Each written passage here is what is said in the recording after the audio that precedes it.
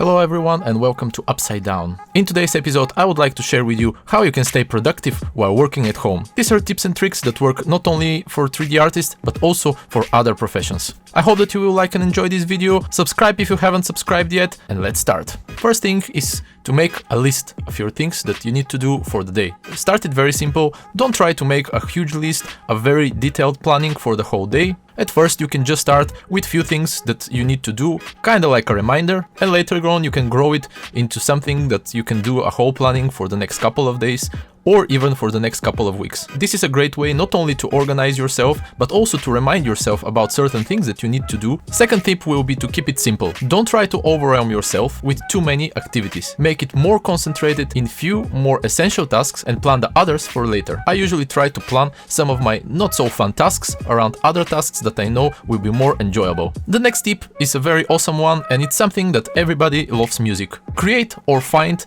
a great music playlist. This is something that really helps me a lot. I have few playlists that I use while I'm modeling or doing other activities as 3D artist. The music on the background keeps me motivated and also creates my routine task a lot more enjoyable and running smoother. Tip number 4 is to leave a room for inspiration. As an artist, we can be 100% productive all the time. This is why it's very important to give yourself a break from the art that you are creating. This is a great thing to do because after a short break from your project, you might see it with a different set of eyes and also spot some mistakes or some things that you would like to fix. Also, it's a great way to put some other type of activities in between. And my last tip will be something which is very important for building a working habit. Work on your projects every single day. Even if you work just for 20-30 minutes on your project, it's still gonna be very beneficial. This will create the habit of working on something all the time, and also it will prevent your projects of being put on hold. By performing a small task on your projects, you might also get inspired and turn the 20 minutes work into few hours.